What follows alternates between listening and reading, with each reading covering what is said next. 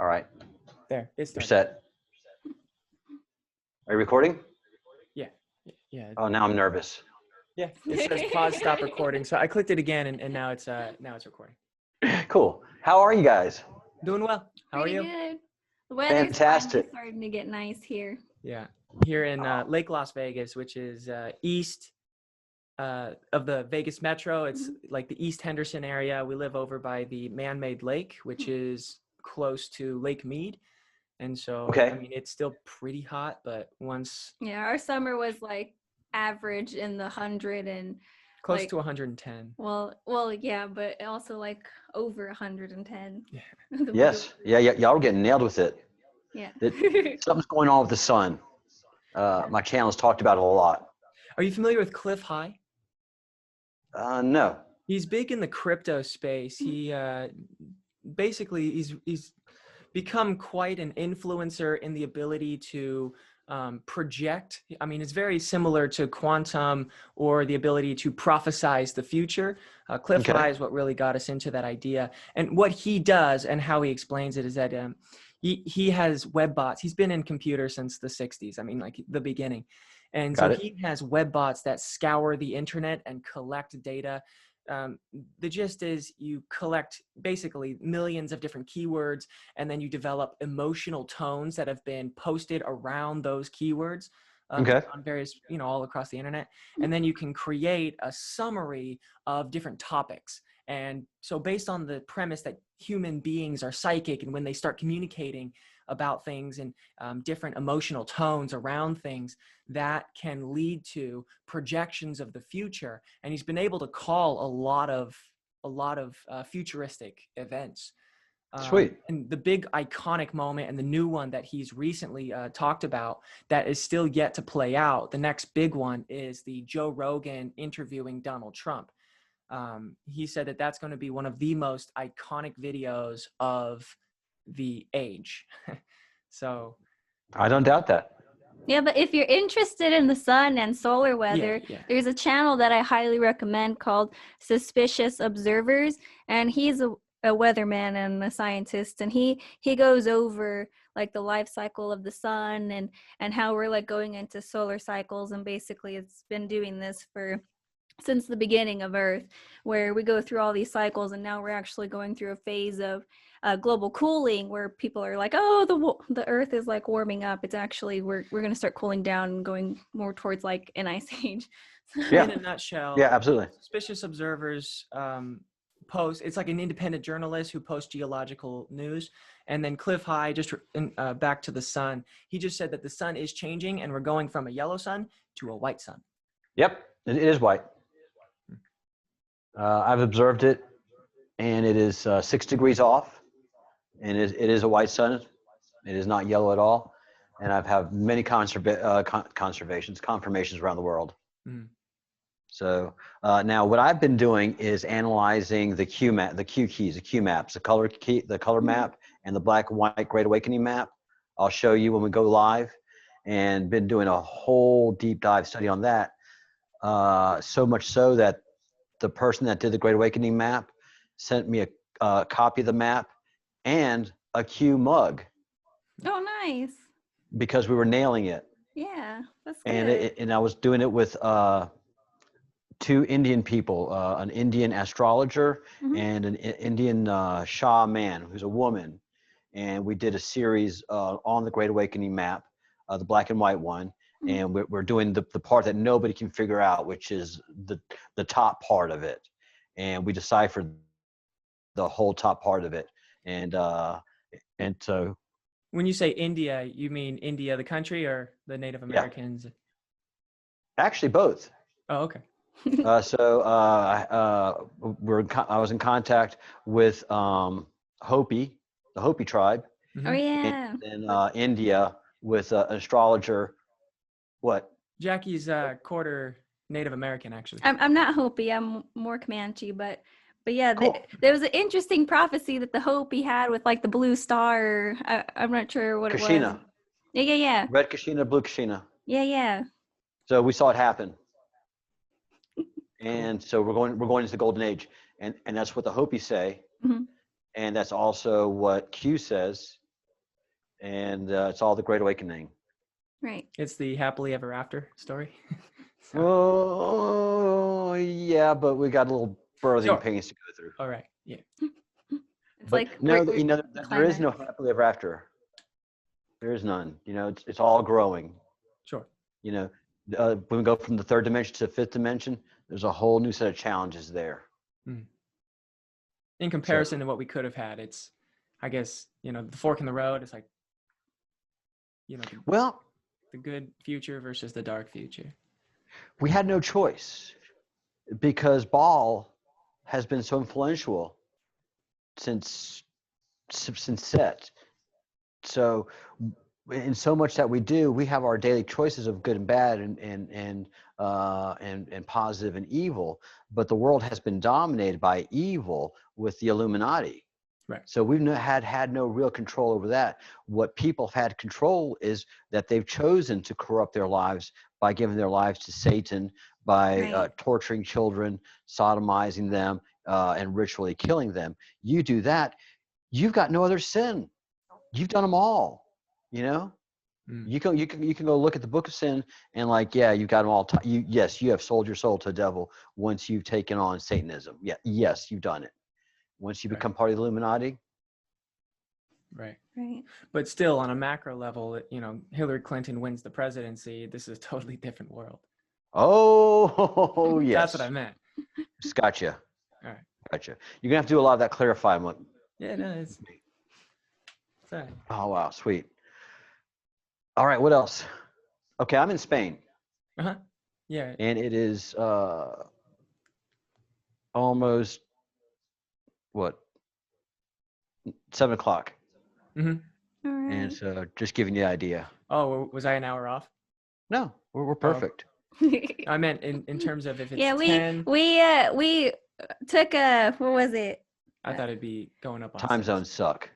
I know, right? They're always Time zones changing. suck. We took a blah blah car to Madrid when we were in Portugal, and Nazaré. yeah, we met with some very lovely Spaniard people too, and they're really cool. Are you familiar with blah blah? The Yeah, blah, blah. very familiar with blah blah. Lyft Uber for Europe. So Sweet. yeah, I mean it was like cross country too. Yeah. It was quite a drive. And we had gone to, we left on election day in the US because we thought Hillary Clinton was gonna win, and we're just like, well, if she wins, everything's fucked. So we left, and at the same time we had the opportunity because we were really deep into cryptocurrency and blockchain technology, and we had gone because we were into this platform called Steam. Or Steam It, and it was like a blog, and they basically, and I'm sure many. It was their first conference, and they basically paid for our tickets to go there because we got refunded. Yeah, we were there in the beginning. Yeah, so we got there, and it was just super interesting. When we landed, we were sitting right next to this Norwegian guy, and he looks at us. He's like, "Oh my God, Donald Trump won!" And we're like, "What? Super Big what? No one expected that. Yeah. Except me. So a little bit about me. Mm-hmm. I was deep in politics in Louisiana after I got out of the Army at 21 years old, and I managed campaigns, mayor campaigns, state representative, House, Senate, and helped with congressional campaigns. So I know all about campaigns. And a month out from the election, I felt that the black vote was collapsing. And I was talking to all my friends that were still active in politics and saw the real polls. And they're like, man, yeah, you're right. The black vote is collapsing. We didn't see that coming. I'm like, keep an eye on that. And by 5 o'clock, I'd made contact with all my black friends that were watching the polls. And they're like, yeah, the black vote has completely collapsed. They're not coming out for Hillary whatsoever. And I was in bed by 9:30, sound asleep, knowing that Donald Trump was going to win. I woke up about 3 o'clock, checked the internet, and I was like,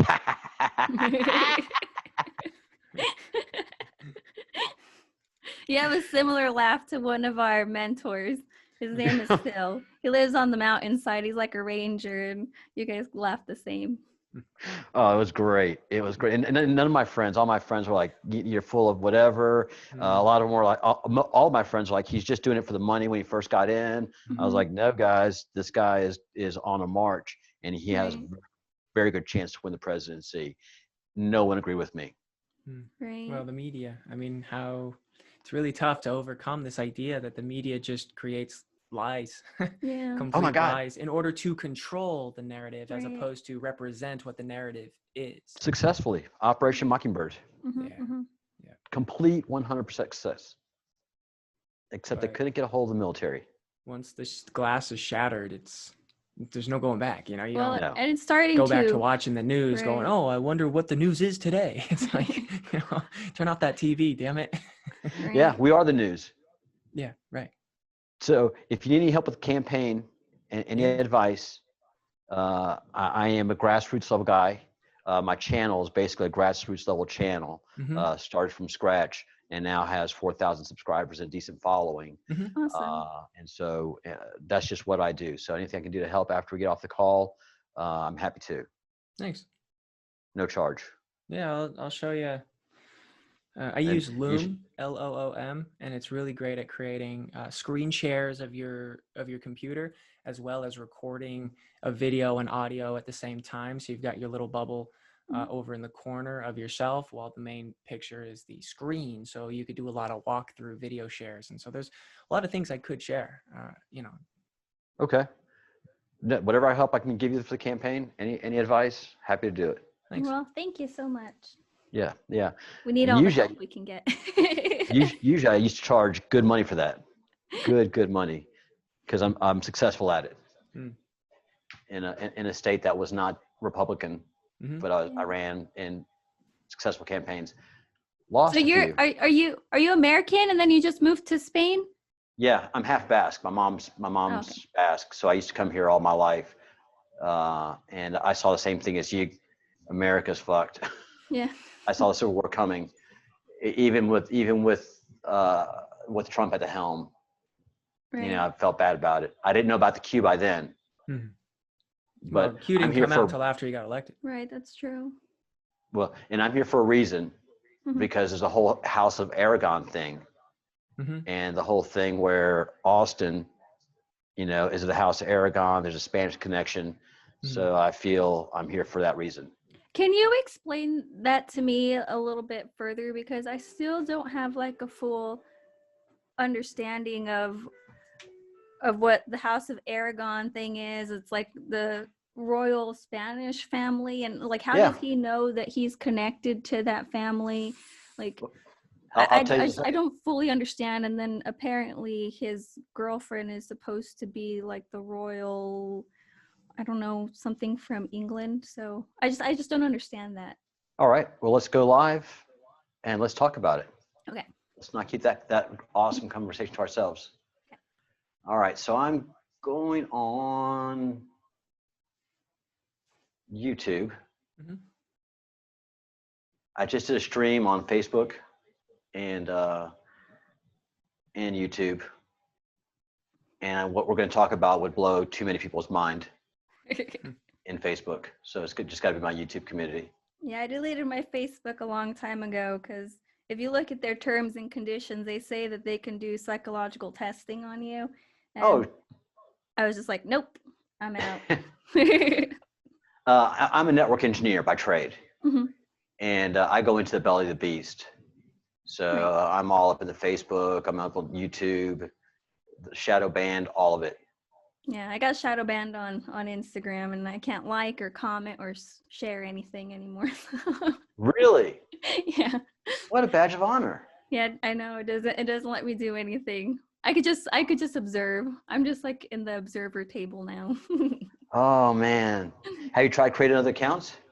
I haven't, but I just like, I'm not so invested that it's just like I want to create another one. Like I put too much time in the account that I have, and it's just like I'll just keep sharing what I have with the followers that I have. Like I usually share in my stories, and then that's the only thing that I do now. And it's just like I'm not super involved in social media now because it got so You can't stay invested when they're constantly attacking you and suppressing you. And... Oh yeah, it gets too negative, and then I see a lot of like infighting even between like amongst people that are supposed to be like patriots and stuff, and Absolutely. I don't like it. So yeah, I've been in politics all my life since birth. Mm-hmm. My dad was American Embassy, and so it's been part of my system. Then I was in the Army and in a fraternity, and always controversial. Mm-hmm. So I run to those kind of fights. Well, good for you.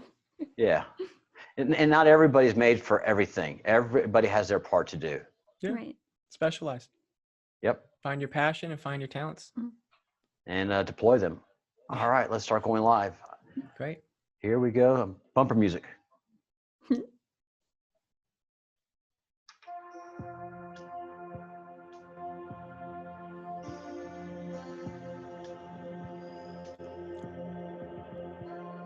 Three minutes.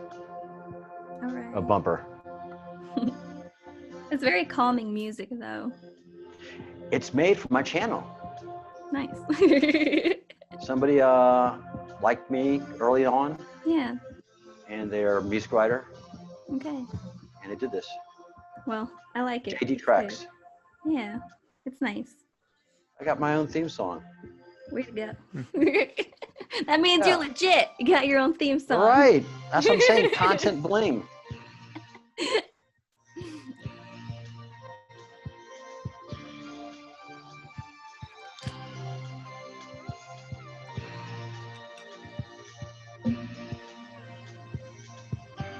And everybody's listening to us because I don't keep anything from my folks.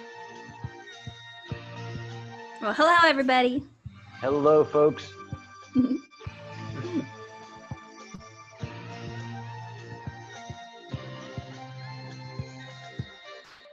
gonna like this. Nice. Hey, everyone. Oh, yeah. Hey, Crumb Snatcher. Yeah, whatever I do, you hear. Yeah. All right, everybody coming up. Good, good, good. We're back out of this early because we have a guest. Hey, everyone. You don't get the full 3 minutes because we have a special guest. We have a very important guest who has come to talk to us. And let me bring me up. All right, my camera is working. Hello, peeps. And let me bring up Cardiff. And Jackie. Me. Oh, hey. So let's do the introductions before. Okay, you're on camera now. Great. And Cardiff, introduce your fiance. Yeah, this is Jacqueline Alvidrez. We met in college, which was about 7-8 years ago. Mm-hmm. And we met in Westminster at Salt Lake City, Utah. And then we both graduated. Yeah, Cardiff's from Salt Lake. I'm originally from Mexico.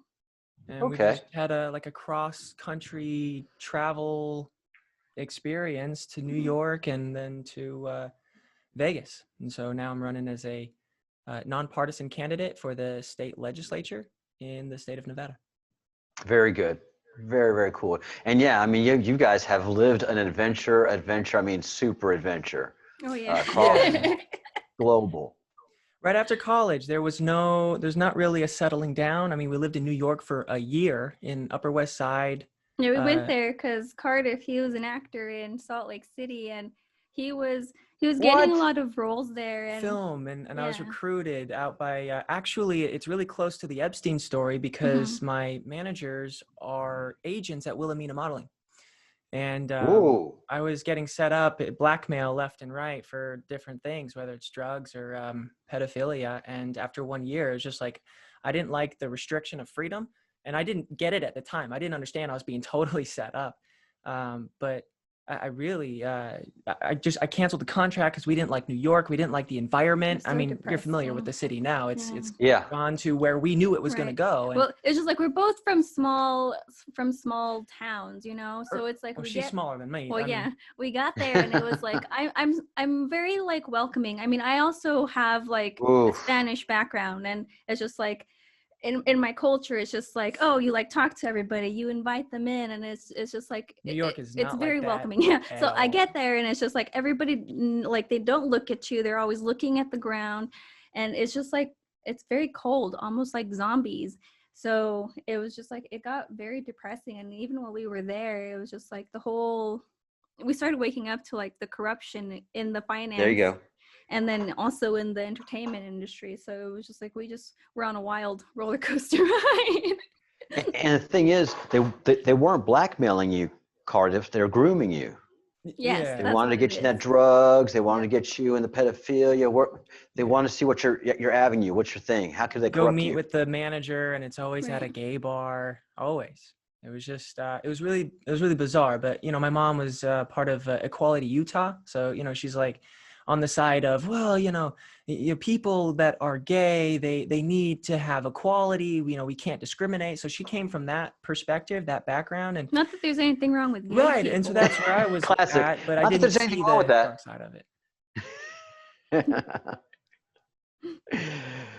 No, that's what they do. That's what these evil people do. They use your good intentions and weaponize it. And they're also hiding in plain sight. So it's not like all people who are gay are bad people. And I'm more willing to believe that it's a minority of, you know, that group. Sure. But there is like basically satanic people who are kind of hiding under the disguise or the Absolutely. Right. I would say they're kind of using that movement, like the LGBT stuff, to make people complacent to accept like pedophilia and things radical like that. So it's liberalism just like it's just of all kinds. right. So Immoral I think kinds is like where they're going. like all other good type of movements, it was hijacked by bad people, or maybe it was just always No, them it is. that created That's what it. they do. Yeah. They find power. They find beauty. They find the things that they want to control, corrupt it, and then control it. Right. That's how Disney was created. That's what Netflix is all about. Mm-hmm. They'll strip down anything that was good and American. They have Hitler up there all the time, and cuties. Come on. Yeah. It's awful. I really believe haven't that. seen it. Oh, I haven't seen it, but I've seen people discuss it and show small clips of it. The and gist is that there's it should, underage they girls should who be are charged with pedophilia. Whenever they did that, it's like even the guy who gave it the award, he was also charged with like Yes. molesting like younger girls. And whenever they did the casting for that movie, they casted over 700 people. So it's like they have video footage of 700 like little audition girls tapes. like Yes. just doing this type of Floating like, around. disgusting stuff. It's just very awful. And the fact that people are okay with it. Well, I mean, there's a lot of them that are waking up and saying, oh my God, this is bad. And now it's being pushed on Netflix, which is good. But the people that are okay with it, those ones are the ones where it's just like, they're so lost. And I feel so sorry for them. And it's just like, I'm not sure how to like break through to those type of people. Yeah, you don't have to worry. There's going to be some big breakthroughs happening at all. That is all coming along very quickly right now. Mm-hmm. I think we are in the 10 days of silence. Yeah, you're right. Yeah, it seems like it. Red October and Trump's big promise, his biggest promise is the live tape in the debate with Hillary Clinton where he said that she would be in jail. I always knew October was a good month. I'm just biased because my birthday's in October. So ironically enough, so you were just saying that out of the blue without any horse in that race. Right.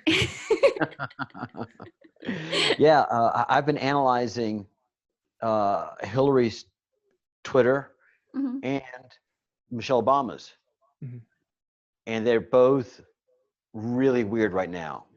Unusually nice and caring for the president? Unusual is such a small term compared to what's happening. You know, understatement of the year. Okay. Is what you've just said. Sure. Yeah, shocking.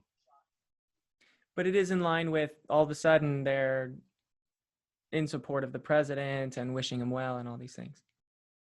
Uncharacteristic. Yeah. Never would happen. Right. Right. If they're in control of their accounts, those words would never appear on the screen. Right. Or it's just a lie just to make people think that they're empathetic No, when the they're idea actually is that not. their accounts have been taken over by the Patriots. Yes. Right? Yes. So there's a message sent to everybody involved. So Q people can see it clearly. Mhm. The Rothschilds, Yeah. the Satanists Mhm. can see it. They've all been super caught. clearly. They're being rounded up. Yep. Hopefully.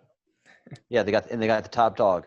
You see Trump's behavior has Top been weird. dogs. Because in the first few posts, it was post 144 on the Q board, where the top three families are House of Saud, the Rothschilds, and the Soros, the families.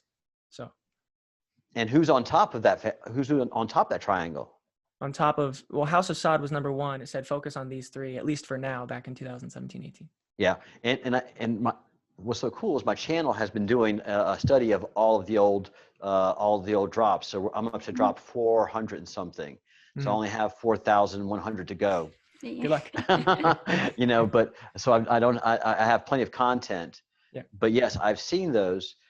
And so there's one person that he's talked about that people have missed, and that's the person that's the house that's in charge of that triangle, and that's the House of Windsor. Oh, okay. So oddly enough, since Boris Johnson went into the hospital and had his close brush with death, much like Donald Trump, the Queen hasn't been seen since. Anything that's been coming out of the media has been tarnishing the House of Windsor. Buckingham Palace is closed for business. They're no longer operating.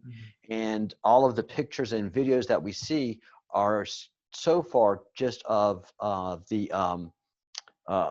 Will, Kate, and the kids, and they're in shabby areas and shabby clothes. All their finances were taken, probably then. Right. Yes, and they're in confinement. That every picture that we see of Will, it's not in a beautiful public yard. We see a wall behind him all the time, and he's at Kensington Palace. All of the weeds are overgrown. All of the weeds are coming up between the rock work. Stuff that would be shocking to the wealthy elite. To all of us, we're like, oh, that looks like a normal picture. Hey, they came back to reality. My yard, overgrown. Not a royal palace. So a message is being sent. And so now our president went into a medical emergency, looks great, sounds great, and it's come out 20 years younger than when he went in. Why is that? He's aging backwards like the Benjamin Button movie. Yes, yeah. Unlike any other president. Yeah. That's good. I'm glad that he's doing well. Well, and the art of war, so Austin Steinbart has talked about the 48 laws of power, but there's also the 36 stratagems, which is connected to the art of war. And Sun Tzu. Yeah. And so one of the stratagems for essentially a desperate situation is the self-injury play. And watching a video by Stefan Verstappen, he makes a great YouTube series that covers the 36 stratagems. The self-injury play basically says, before you're about to go into battle, if you feign injury, then your accomplishment will be doubled, because everyone will know that you are injured or sick, right? So when you make an accomplishment after this, when you make you claim injury, then you make an attack. And so when everyone realizes that you've won your battle, it's twice as much for reputation, and it's half as much effort, because everyone thinks, oh my gosh, you were injured, you were sick, you were on your deathbed and you were able to accomplish this. But really, you kind of set yourself back on a reputational scale in order to make an advance. Thus, you're unexpected, and it really Rise is like a phoenix. as much effort as the people think it actually was. Beautiful. Thank you. That makes great sense. Mhm. Yeah. So many strategies in play. Yeah. Oh, So many. Trump especially. I mean, it is all the time. Yep. All right. So to my guests, since you have done your bona fides, give me your 2-minute pitch. You are a candidate Mhm. for office. Yes. Who are you? What are you about? And why should somebody vote for you? Sure. So my name is John Cardiff Gerhardt, and I'm a nonpartisan or independent candidate for the state legislature, not U.S. Congress, not U.S. Like House Very good. Representatives, but for the state. So what I'm running to represent is a geographical region that basically covers the east side of Las Vegas and the east side of Henderson. So there's really only 50,000 voters that I'm looking to reach, and only need like 3,000 to 5,000 votes in order to win. I'm running against a Republican and a Democrat. The Republican is a rhino, and the Democrat is a grunt, a minion following the Democrat marching orders. I've been pro QAnon ever since I started the campaign, but what I'm running on is for a constitutional convention. So in my hand, I have 2 constitutions.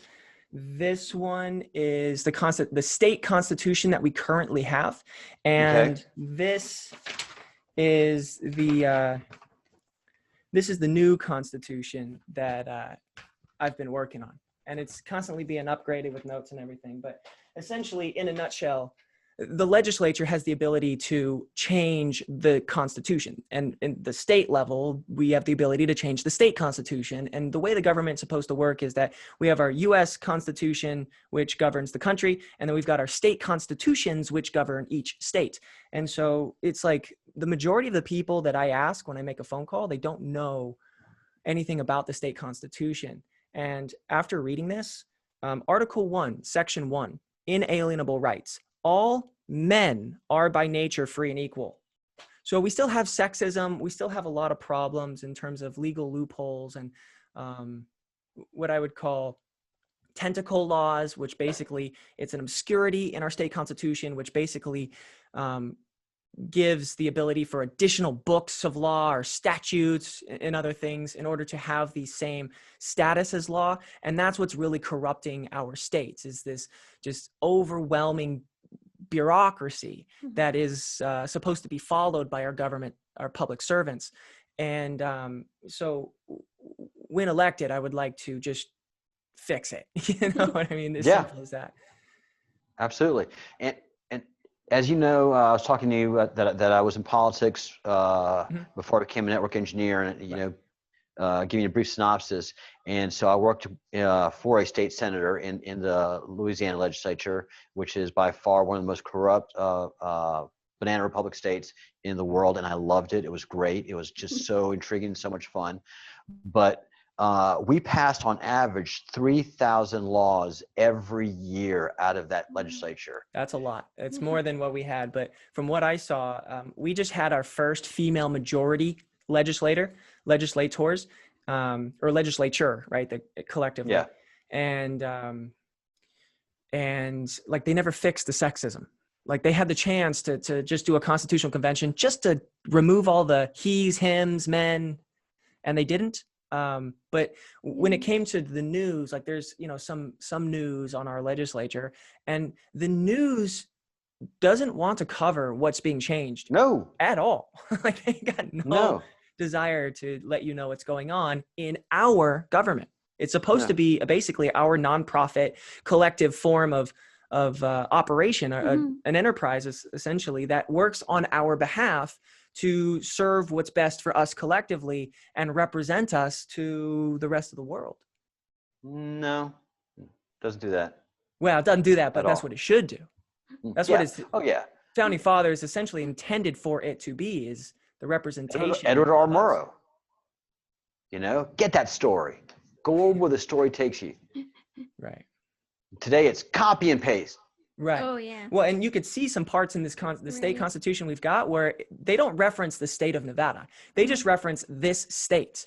So it looks like it's a copy and paste from the Queen of England, especially when you look at the judicial branch. And well, it's also funny that you mentioned that, because whenever they first started, like the mainstream started covering like QAnon and candidates, the first person that wrote an article was a Rothschild. it was Michael, Rothschild. yeah. Yeah. I And saw it. basically everybody copied and pasted his stuff, and then the AP, Associated Press, did one, and all the other news outlets copy and pasted that one. A lot of essentially plagiarism or deals to just duplicate the work on other web pages. Right.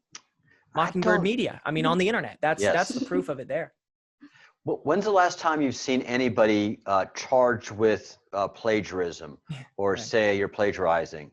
Yeah, no, it hasn't. It doesn't happen anymore. You know, there's a deal between the legislators and, you know, they paid off puppet politicians in our government and the media oligarchy. Yep. So as it is right now, they're going to take you down. You're the target. Well, you know, they I guess. They're trying. Yeah. Anyone who reads it, they're going to be like, oh, that guy has no chance. Okay, move on. Right. Yes. They're starting to do the hit pieces, I guess. Yes. Yeah. Know who you are. Mhm. You know, self-reference criterion, which you learn in economics, is the worst thing you can do when you're assessing your position on the field. You have to see how the enemy looks at you, and you have to assume that everybody is your enemy. You have to look at life as a Marine. Especially when you don't know who to trust, you have to gather intelligence until you know who your identified enemies are and who is essentially, you know, good players. And that's another, like, if we take it back to Austin Steinbart, one thing I noticed is that it doesn't look like he and his group actually knows who the true enemies are. Not in the sense of like, you know, like, because they've identified people, but when it comes to him going to prison, who is responsible for putting him in prison? Who is the CEO of the company that apparently did the reaction?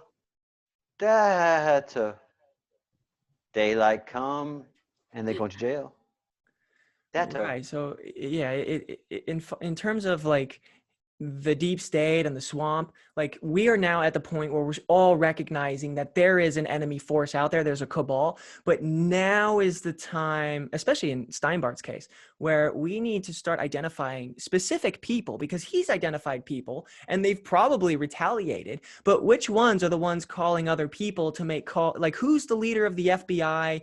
Who ordered the strike? Who's the CEO of this company? And like how can Steinbart get out of jail for this? Because they mentioned it was like the U.S. legislators and the mayor, but they didn't mention the district attorney or the attorney general, who I still don't fully comprehend as far as what, you know, as far as the dominoes that need to fall into place or who needs to be identified specifically. But the legislators I don't think they're the right people to get them out. The legislators are just going to rewrite laws in the Constitution. Take it from an insider. Take it from an insider. What we're doing with the telephone brigading is hitting the right people.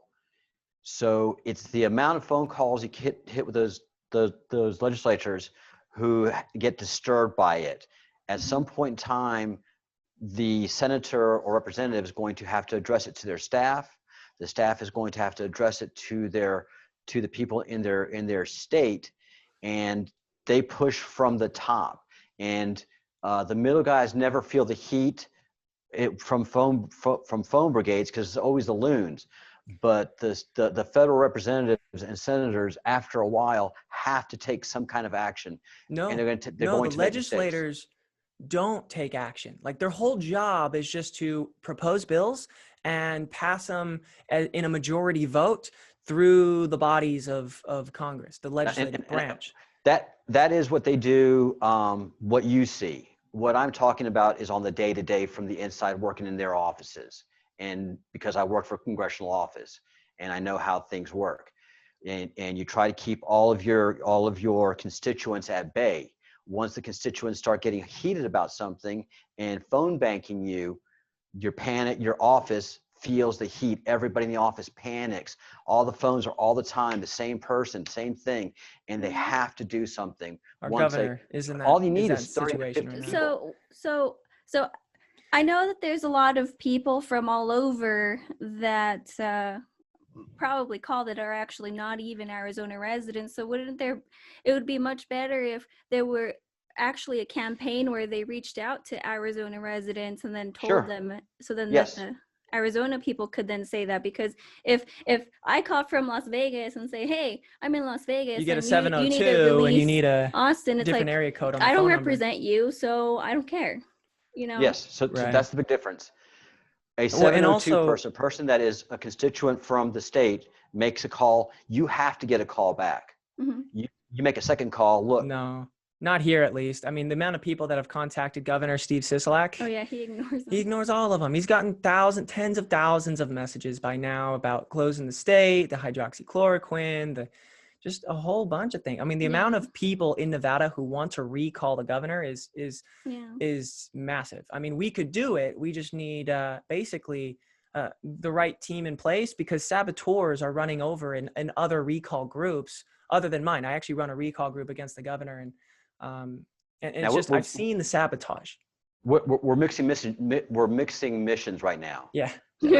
So I'm staying focused on senators and congressmen's office, that I know how they act and react. Apologies. I was focused more on like state governance, but taking it back to Austin's case, I just want to say, gathering intelligence is one of the laws of power, right? Yes. And so if we are going to follow this and unite against our common enemy, we need to know the hierarchy chart, the chain of command of our government, and to see who's in charge of the prison system, who's in charge of the district attorney, like the attorney general, like who's in charge of the actual like policing of this, or the legal side of things. So Cardiff, what we are as Q people is we are guerrilla operations. And so my operation has one focus and one focus of energy that has to be laser-like.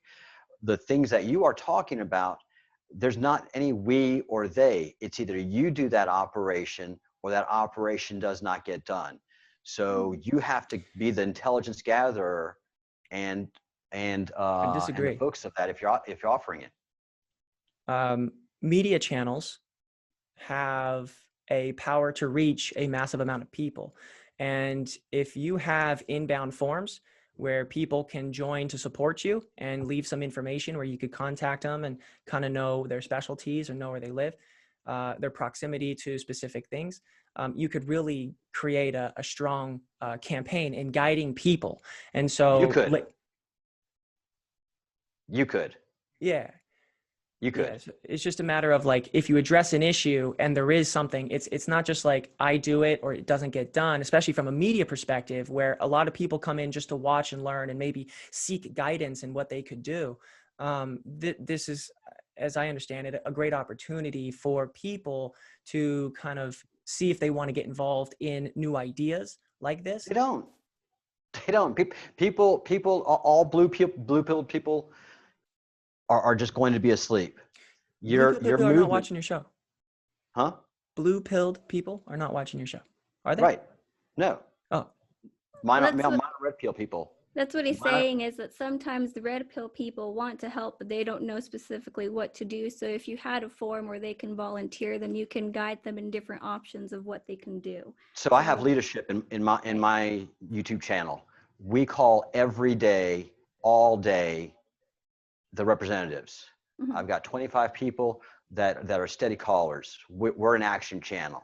So we're not just a talk and an interview. We're a fellowship that does stuff. I can only ask so much from my people. Yeah.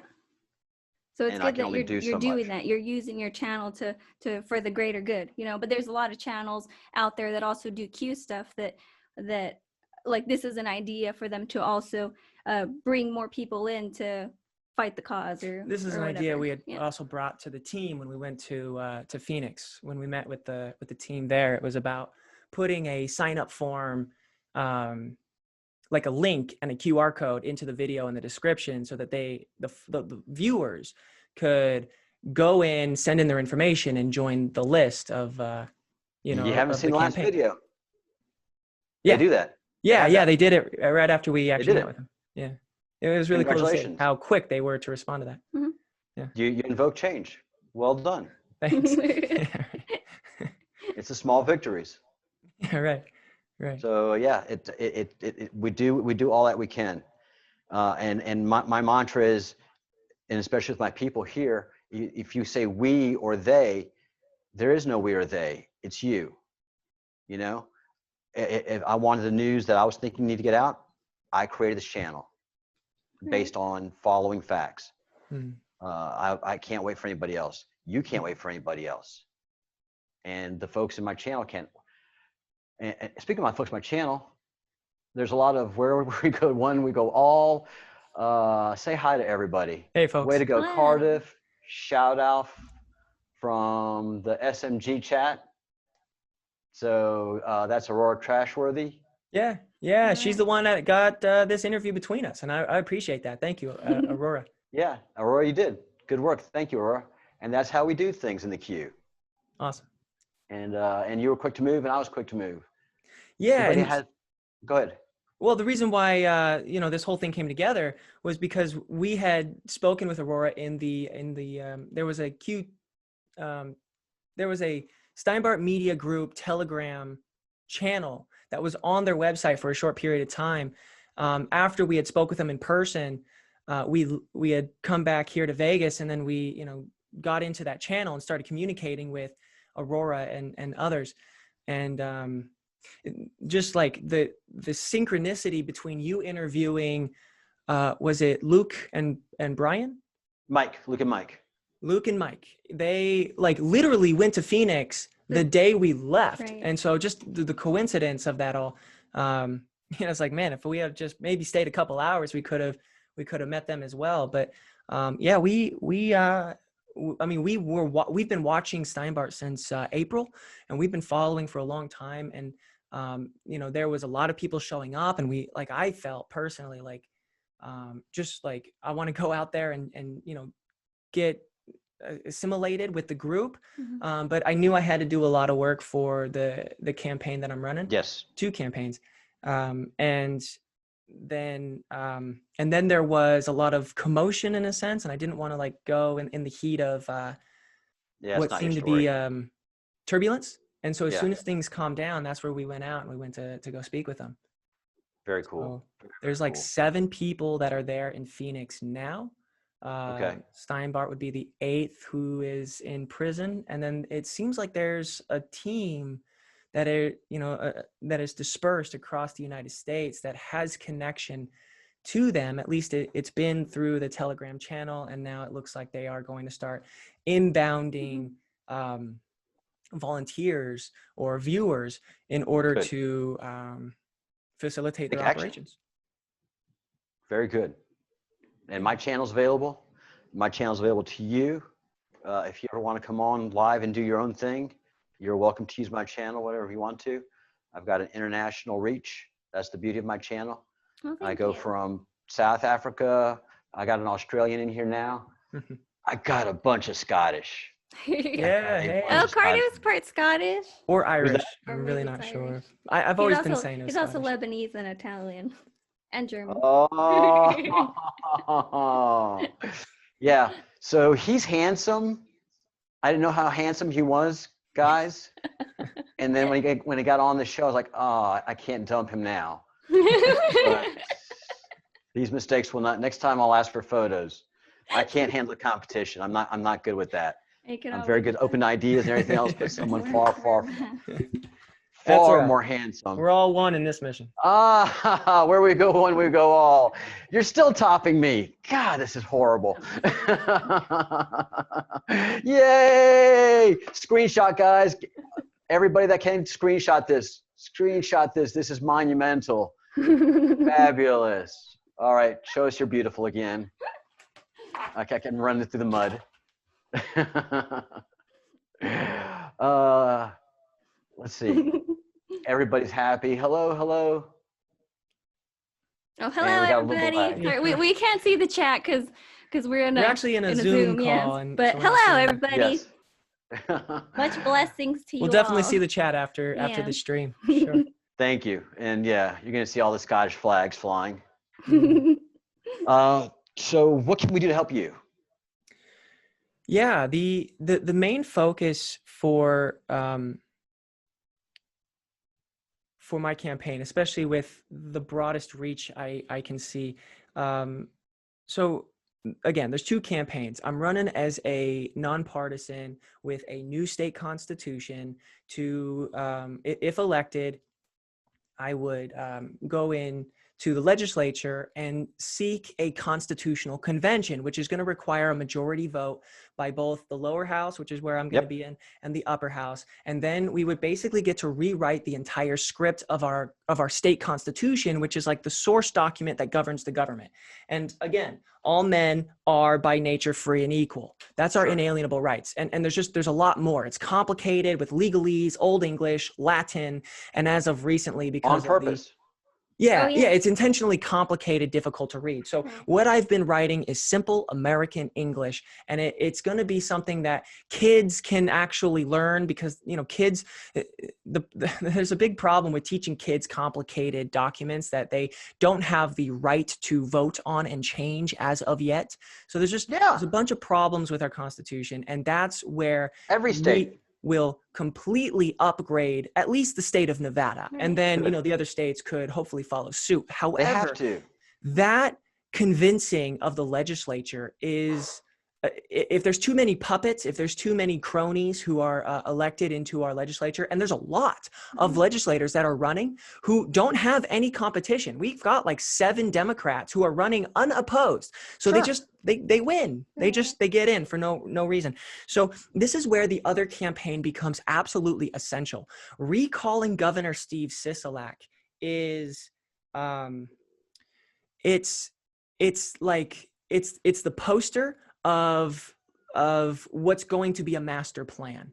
And the master plan here, so Article 2, Section 9 of our state constitution gives the people the power to recall politicians.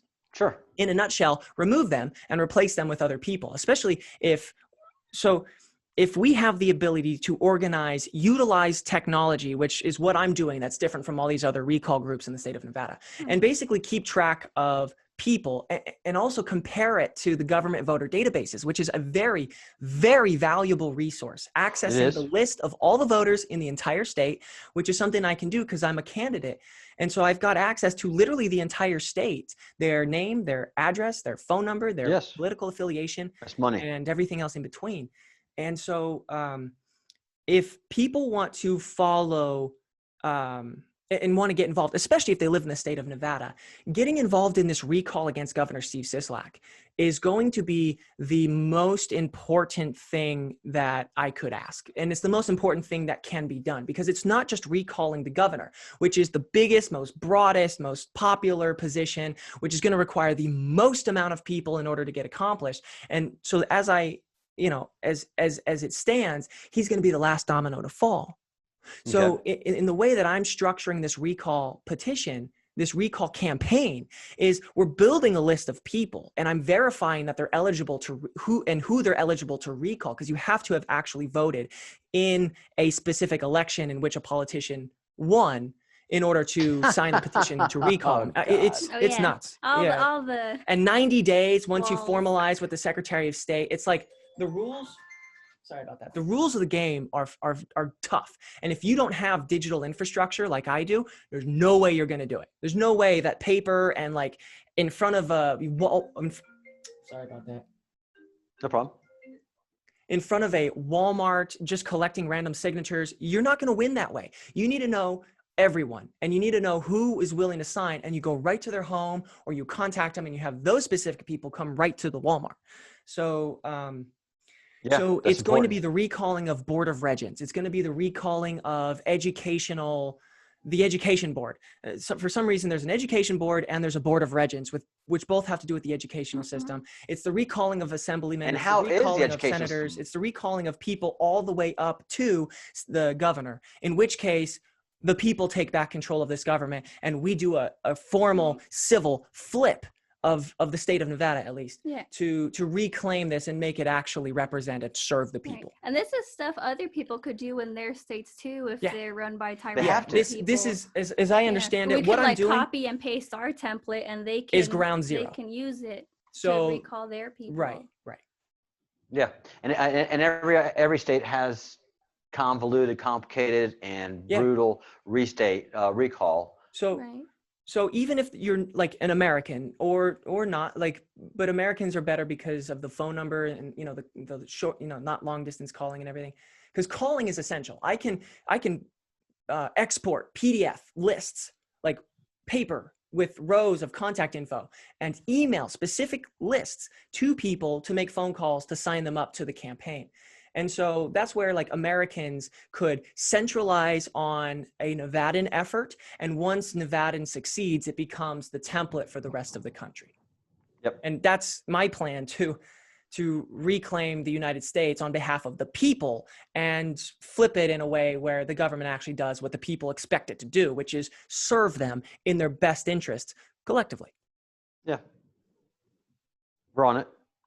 Great. Whatever we can do to help. And that's where I may have had I kind of see a problem with the plan as far as it goes with Austin Steinbart, because signing people up to vote is not enough. It's not enough info. It's not enough motivation. It's not a strong enough message. It just isn't. It's like he's got the big general vision in place, but as far as like dominoes, like one step after the other, I know like mine is very small and it's over in Nevada, but it is very specific and it is very effective and it will work. So I think that like I've got ABC and he's got XYZ. Well, he's got the pragmatic view of the voter that I do after being in many, many campaigns and seeing how the voter reacts and acts to different stimuli. And the voter, for the most part, is overwhelmed. And 100%. Within 30 words, hold on. So usually when I'm talking, I have your mic down because of the feedback around thing. And I like to pontificate. Sorry to make that So we know what the voter is capable of, and it's hard to get the voter to become an activist. It just, 30 words into a pitch, and you're just going to lose them. They're going to be like, great, I got to go. But the simply getting somebody to become a registered voter and take them to vote is doubling your single effort for this one presidential campaign. Then a whole other series of things comes down the pipe. I've got a script. All right, now I'm done. I've got a script that is very simple. Like I've already written the script and I understand the difference between getting people to just like pick up the phone and say, yeah, sure, whatever, bye, doom. And then the other people who will be like, yeah, okay, I will help. And I will, I want to get involved. So, I've got a 1-page paper here that is, hello, my name is, hello, is this the name listed on the paper? And they respond with whatever they respond with, yes, or who's this? May I ask who's calling? And then you say, hey, my name is John Cardiff Gerhardt. I live over in I live over by Nellis Air Force Base, and I'm calling to see if you would like to join a recall against Governor Steve Sisolak. Yes. If they say yes, you put them in the check mark, you add them to the list. And we're only calling people who are verified eligible voters. So that's where like the database becomes effective. And the people who answer the phone didn't actually have to become an activist. They just had to pick up the phone and say yes. That is the easiest way. And it's the most powerful and effective way because you go right to their ear. Right. So this is something that we've done for many years called phone banking. Yeah. And it is very, and this is where you see the blue hair ladies and the retirees do these things because most of your working class people are A, can't do it, and B aren't going to do it. So this is where you get COVID shut us down again. Retirees involved. Yeah, I understand. It's and it is because of the system they've built that's created the ability for everybody to be blue-pilled asleep and hard to motivate them on what the truth is because they just don't even see it. They don't get it. Yeah, but still, those people, even if they don't like Sisolak, all they got to do is say yes over the phone. Oh, absolutely. and we know where they live. So when we're ready to roll out that petition, when we know we can get enough signatures in 90 days for each recall campaign that we do. Understand my message. I'm supporting you. I'm saying, yes, you have to do these things. Yeah, I'm not downing you. I'm just explaining to the voter and how they act and react. And you know, I'm at 55 years old. You can't see how beautiful I actually am. But at 55, I've seen you. I saw the video where you interviewed Luke and Mike. Yeah, my makeup was off. My makeup was off that day. Come on. Don't be so down on We don't, yourself. no makeup for these Indian channels. So no, I am supporting what you're saying, and you know, I'm just doing what a 55-year-old does. It's like, yo, I'm going to give you good old country advice, you know. Thanks. And this is what I've seen for the last 55 years, and this is what, you know. And it's just, but it is a system that they've built that have put us in these ruts that we experience. Right. And all of us that are in the queue are rut breakers, you know, and we all have to use our experiences to do what needs to be done after the election. And your election is coming up the third, as well, right? Yeah. So how's it going? Well, it's going well as far as I figured out the best way to communicate with both Republicans and Democrats. Again, recalling Sisolak is like when I pick up the phone, when a Republican picks up the phone, there is over a 50% chance they are going to say yes and sign up. So getting Republicans with the recall effort against Governor Sisolak is easy. And for Democrats, it's more about keeping things very simple and professional, just showing them the image. It's almost like more like a popularity contest, or even essentially like a beauty contest in the Democrats' side, because they're just more reactive to a nice looking photo. When it comes to talking about issues, they're emotional. They're not pragmatic. And the conversations, they take too long in order to actually win over their minds. You just have to win over their hearts initially. Yep. Yeah, their hearts don't. I mean, their minds don't exist. It's all emotionally based. Well, you got it. Heart and emotions, I kind of put in the same. I have no patience for that. Yeah, it's different. It's definitely a different game. It's a whole different conversation. It's a whole different way, and I can see it in your way of being. I mean, you're a very zen, very easygoing guy, and a beautiful spirit and beautiful soul at that. Thank you. I'm a soldier. You know, if it's not the hard way, then I just don't understand it. I can't, you know, if it's the nice and fluffy way. And I practice yoga. I have my third eye is actually open. Such a weird thing. But I'm still basically a fundamental grunt. You know, get in the ditch, get dirty. If you're not getting dirty, something's wrong. So we're here to support you in your operation. We're military in the way we operate and think, because it's very simple. And so all you have to do is pick up the email machine. You know, can I come on your channel? Can you interview me, or can I just have an hour on your channel? And you'll have 30 to 40 viewers, and it'll be yours. So whatever we can do, if we phone bank for you, we'll phone bank. Well, thanks. Yeah, I'll prepare for it. Yeah, you have the fellowship behind you. Thanks. Hooray! Yeah. Thank you, Charles. Yeah, appreciate that. Absolutely. Right. Yay. All right, guys. Any comments? Because these are busy guys, and I've taken an hour of their time, hour and 10 minutes, and only about 5 of us in the chat can vote for them. So the rest of us just can give them moral support, maybe some financial support. Well, you could give them info. Yeah, as far as a way to contact, my website is votecardiff.org. That's VOTECARDIFF, like Cardiff, the capital of Wales in the UK, or Cardiff by the sea in California, .org. And then I've also got a YouTube channel. If you type in John Cardiff Gerhardt, GERHARDT, my channel will pop up. All right. And if anybody has any questions, they know can reach me at info@the Breadcrumbs and I will do my best to get you in touch with Cardiff. Now, what about financial? Do you have a website? Financial contribution. So we are preparing the recall efforts with a financial contribution section. And the idea here is when you the goal here is to get the viewers who want to participate signed up into the recall effort. So there's going to be a link with a form to sign up to that recall effort. And part of that form contains options in which you could get involved. If you live in Nevada, select the option that says buy a yard sign. And if you don't live in Nevada and want to contribute, I mean, you don't have to do it.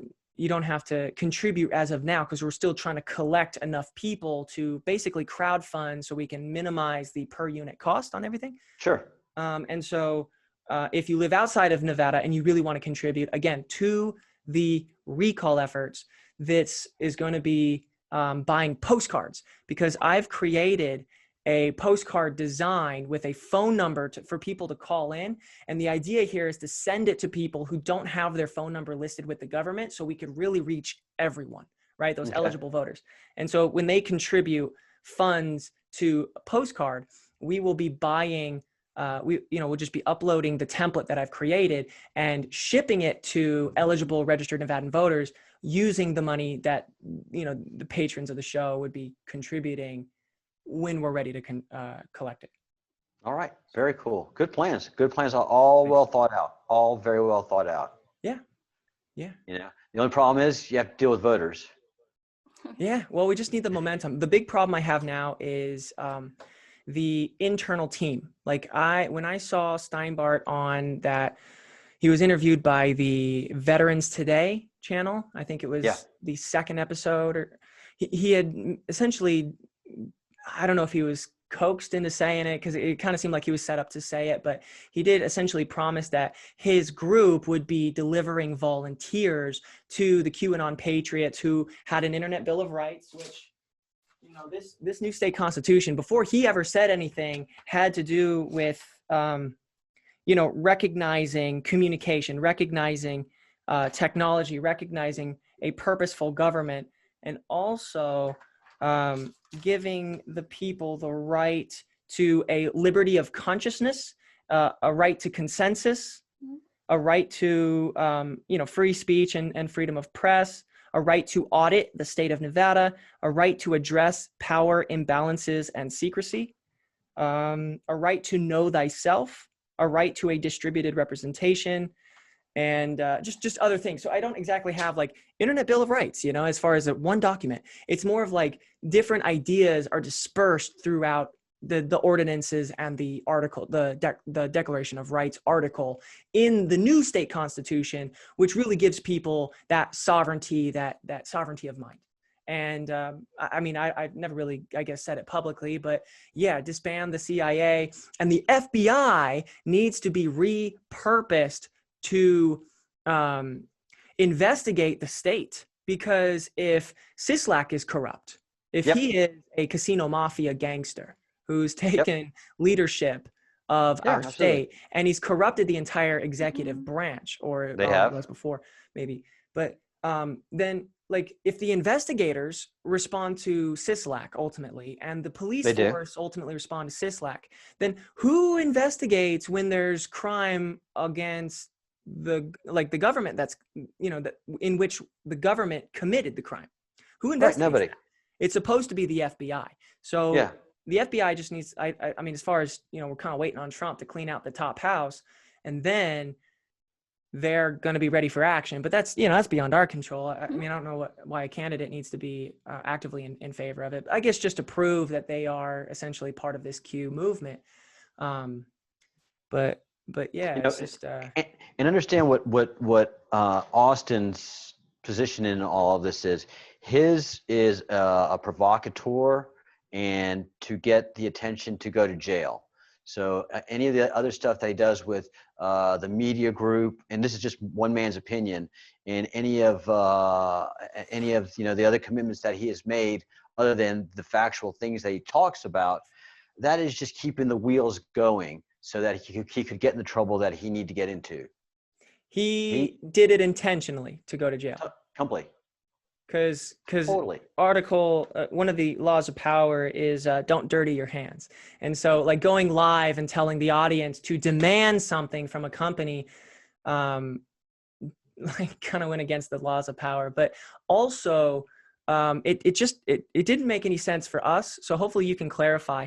But if he was, I mean, you're gonna have to explain this in the sense that he needed to go to jail in order for this to happen. But if he was brilliant as he looks to be, why didn't he just have a copy of these files? Maybe he does, and that's kind of part of the plan. But if not, you know, if he's so wealthy, why didn't he just hire lawyers to do that and keep the public out of it? Because really, another law of power is ignore what you can't have. If that company's going to take it, if you need it, that sucks. But if you don't need it, then just ignore it. Why do you need to, you know, bother everyone about? You've answered your 2 questions right there. You've answered the 2 questions.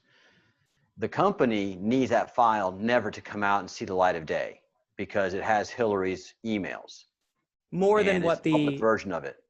Well, if I could interject for a second, Sure. because this has been confusing for me too, in the Okay. sense that I'm for like decentralization of information, and why just put that information into one company? Like, did he not do a background check on this company before he like put the files there? And why not separate it into well, copy it and put it in multiple areas, so then if it did get lost in one section, it's like, don't put all of your eggs in one basket, separate it so it's not all there and you can't lose it. Horcrux in your files. So that's the thing. It's like, why didn't he do that? So you guys have to zoom out and look at it at the 40,000 level. Mhm. Why isn't he doing the smart and easy things? Why isn't he getting a decent lawyer? You know, even if his parents have some money, you can tell. So he could afford at least a decent lawyer. Why is he going with the public defender? What he's doing is he's doing the Jesus play. This is the Jesus play to get the attention he needs. If he was just doing the regular thing and got out of jail and got back into his Steinbart media group, Mhm. I wouldn't be paying any attention to the guy. I've got tons of other things I've got to do. But I've got the where we go one, we go all example. And that's Austin Steinbart. For whatever reason, his constitutional rights are being trampled upon. His due process is completely destroyed because of a private company does not want whatever's in this file to come out, and they're using the Department of Justice and the FBI as their heavies, as their enforcers. So they've got to keep Austin in jail until the election, and they have to keep this file out of the eyes of the public until the election, because it contains all of Hillary's emails. This company was the company doing the backups of Hillary's homebrew server in Chappaqua, New York. And so it was doing hard drive shots every 15 minutes. So it was doing changes. You know how backups are done. You have the full backup, then you have changes that are done incrementally.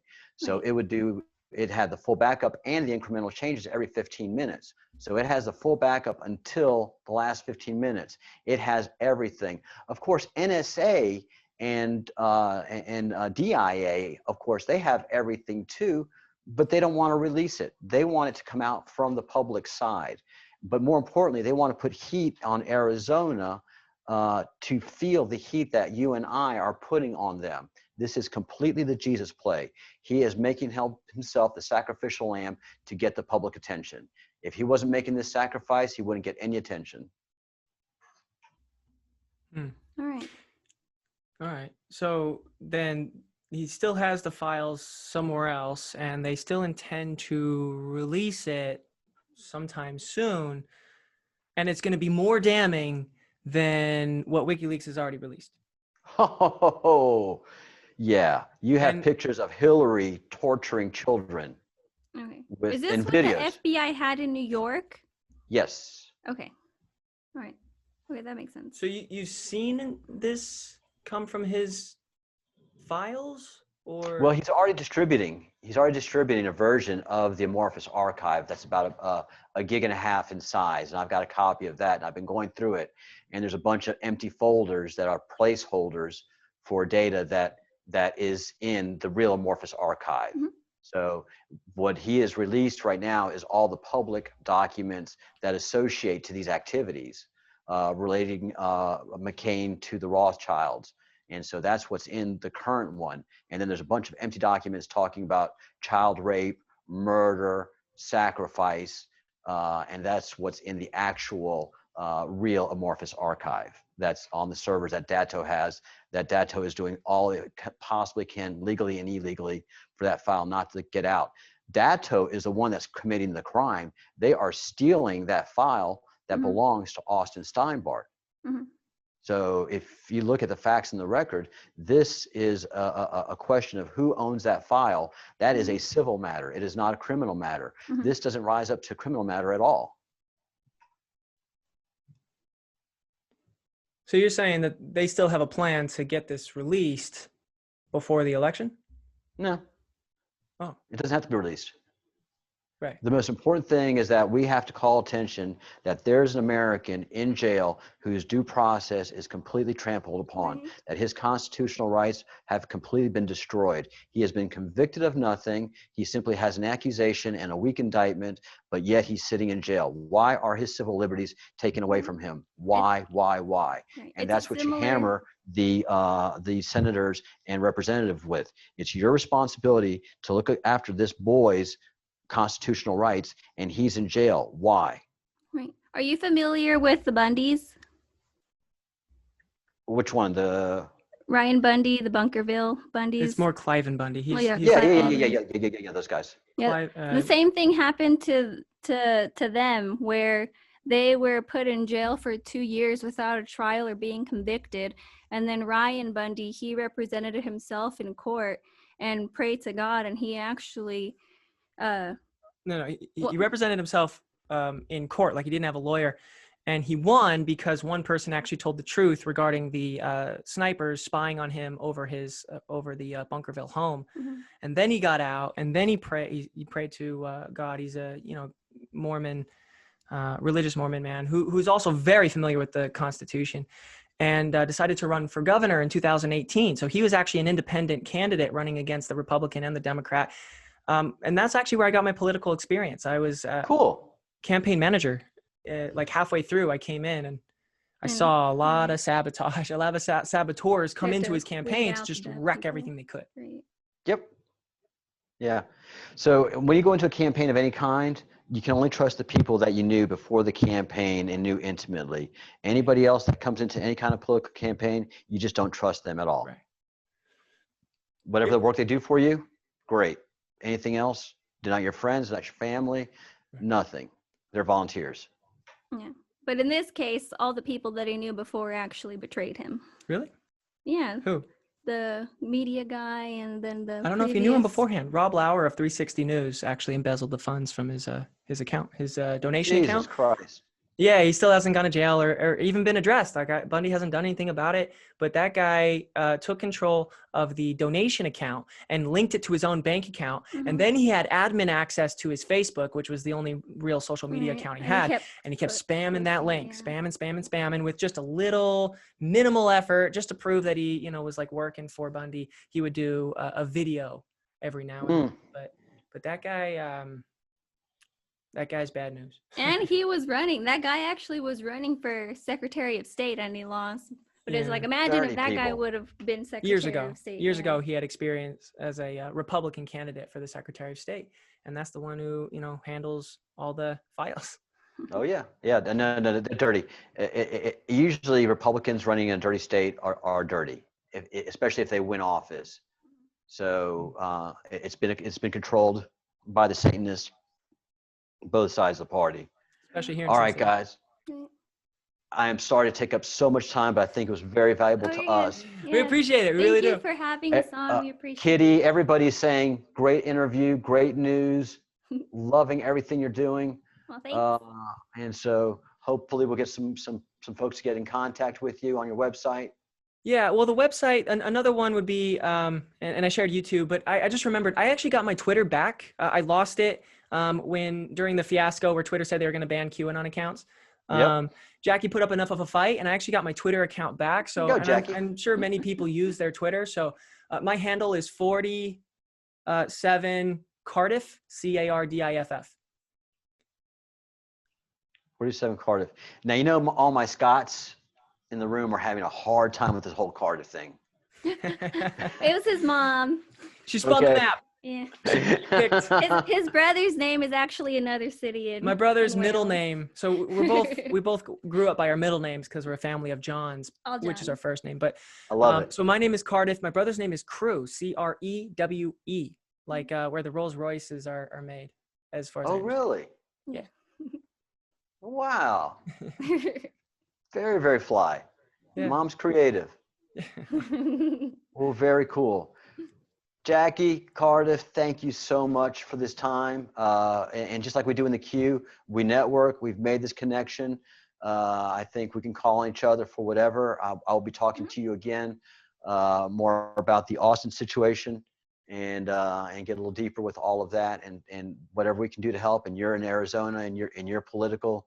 So We're in Nevada. Nevada, you're in Nevada. Yeah. We right. drove. We took a 4 or 5 hour drive to go see the team. Just Okay. this past few days. All right. So we'll get some backup on that. And do you have any contacts down there? In Phoenix? In Arizona? Yeah. I mean, we got some contact info when we were there. Yeah. And I don't want the regular Austin contacts, just some other people that are not Austin people, but are Q people. Oh. Yeah. We do know a crypto, someone we met at a cryptocurrency conference here in Vegas. Mm-hmm. And I know some people from high school who live down there. And there's another. All right. Yeah, there's some contacts I could. Take it offline, maybe tomorrow, day after tomorrow, and just kind of think about it a little bit. And I just want to bring in some other people from the state, motivate them to do some phone banking, and what we say in the South, with what is good politically, is being sandpaper to the ass. Oh. You don't want to hit them one time. It's just that sandpaper irritation, and they got to make it stop. Just sandpaper that ass, baby. Sandpaper that ass, and sooner or later. That's graphic. Thanks. Yeah, it works. That's why Louisiana does what it does. We know how to do what we do, and we politics so good. That's why we have Steve Scalise. Mm-hmm. And I'm sure you've seen Senator John Kennedy. Oh yeah. He's the one that sits back in that chair like that, and he just now. How do you see this all coming together without a law being broken? Because I can't see that. And he just, he's great. I love the accent. It's good. and John is a friend from way back. We haven't talked in many, many decades, but I've interacted with him, and he is as funny in person as he is in a committee hearing, and as cutting. Kennedy. Yeah, Senator John Kennedy. Oh, wow. And I don't want to work for him. I would never, ever want to work for that man because he'll never be good enough. His poor staff. They're loyal, but long suffering. Oh. So what do you think is, what about Trump? Trump's work ethic and his team in comparison to John Kennedy? No, not John F. Kennedy. Right. No, Senator Kennedy, the Senator Kennedy of that's living right now. Yeah, compared to Trump. They're brilliant. I mean, they're both the team, brilliant. Like work and ethic. Yeah. And, he's in. Anyways. All right. Yeah. No. Kennedy. All the Louisiana politicians are sharks, and they know how the water flows. Mm-hmm. So John Kennedy early on was a Trump man. Early on. He was not anti-Trump at all. He knew exactly which way the water current was going. Mm-hmm. Yep. All right. That's good. Good that he's on our side. Yeah.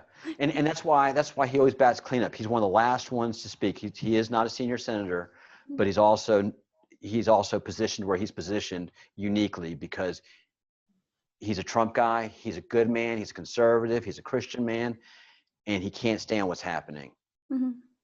And so that's why he always bats cleanup. Always. Oh, he's a Kennedy, so it's a lot of justice to be had. Yeah. He's got payback. He has got payback. Yeah.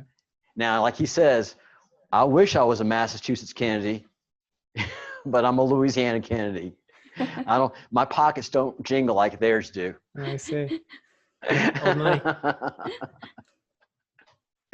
Well, guys, thank you so much. It has been a magical conversation. Yeah, Namaste. thank you.